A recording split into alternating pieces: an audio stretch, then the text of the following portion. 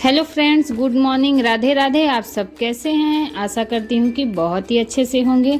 तो इस ब्लॉग में मैं आपको एक जितिया व्रत कथा के बारे में थोड़ी सी एक स्टोरी सुनाऊंगी और कुकिंग और एंटरटेनमेंट के साथ तो ब्लॉग आता ही है।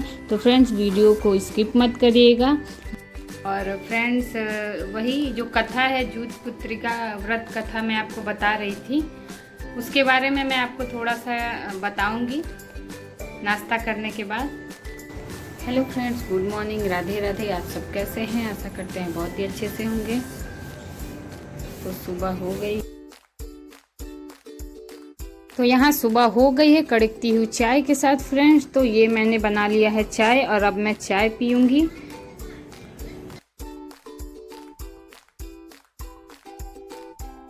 तो फ्रेंड्स, कुछ बात है जो मैं आपको बताना चाहती हूँ।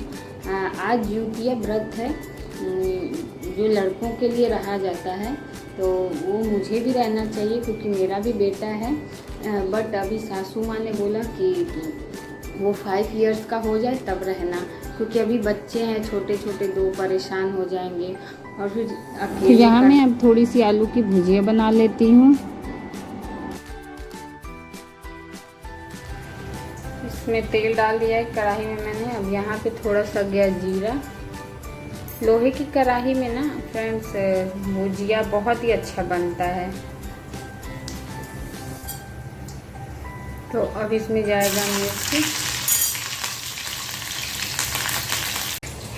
और इस कटे हुए आलू को अब हम डाल देते हैं इसमें कढ़ाई में।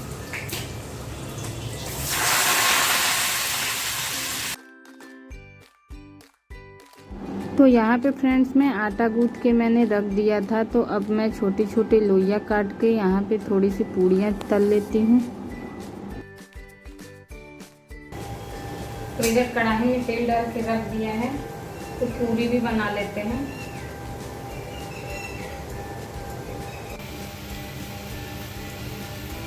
तो इसमें थोड़ा सा हल्दी डाल देते हैं। तो ये यहाँ पे मैं जल्दी से फटाफट से लोइयाँ काट लेती हूँ पूरियाँ छानने के लिए। यहाँ आलू की भुजिया में थोड़ा सा नमक डाल देते हैं। नमक लास्ट में ही डालते हैं, क्योंकि आलू की भुजिया बनाते समय नमक पहले डाल देंगे तो अच्छे से बनेगा नहीं, क्रिस्पी नहीं होगा, वो गल जाता है यार, तो अच्छा नहीं लगता है। फिर गर्म हो गई है कढ़ाई और अब जाएंगी पूरियाँ इसमें। तो फटाफट से पूरियाँ बना लेते हैं।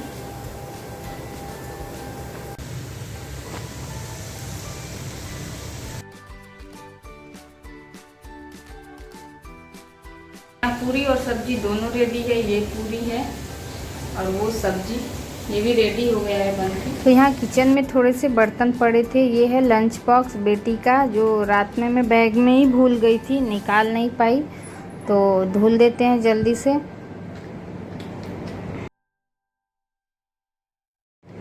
तो अब आते हैं यहाँ हॉल में। ये हॉल की हालत देख लीजिए, सारा अस्त व्यस्त पड़ा हुआ है। तो अब झाड़ू लगा देते हैं, क्लीनिंग का काम कर देते हैं फटाफट से। तो मैं यहाँ पे झाड़ू लेके आई और बस अब झाड़ू लगाना स्टार्ट कर दिया। तो बाबू के छोटे छोटे कपड़े पड़े हुए थे जो मैं हाथ से ही साफ कर देती हूँ।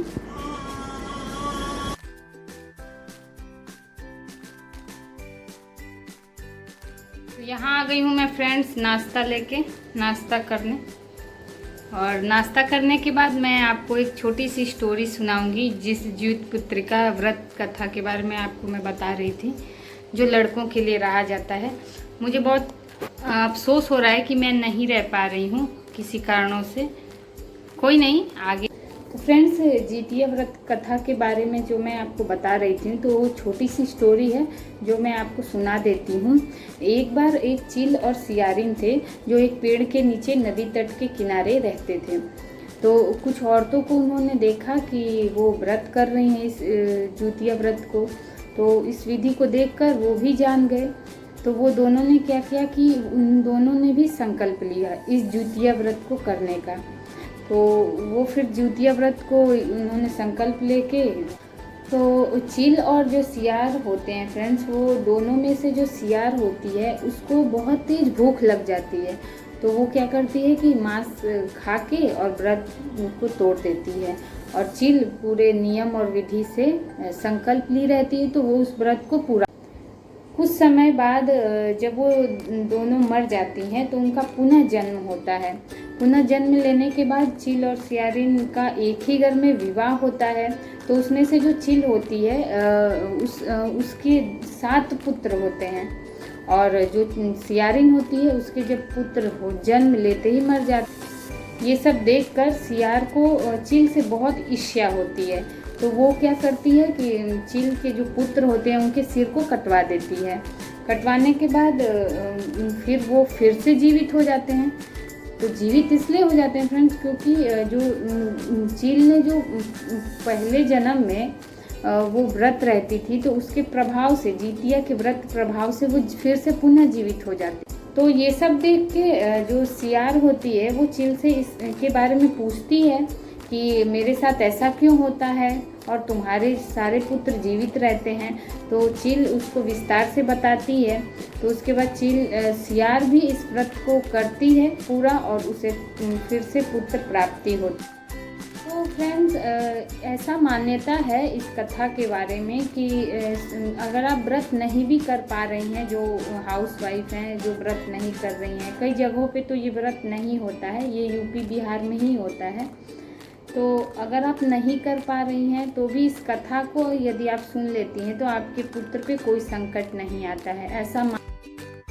तो इसी कथा के साथ वीडियो को यहीं पे समाप्त करते हैं फ्रेंड्स। तो अगले व्लॉग में फिर से मिलते हैं, और वीडियो पसंद आई हो तो वीडियो को लाइक, शेयर और सब्सक्राइब करना मत भूलिएगा। Bye bye friends.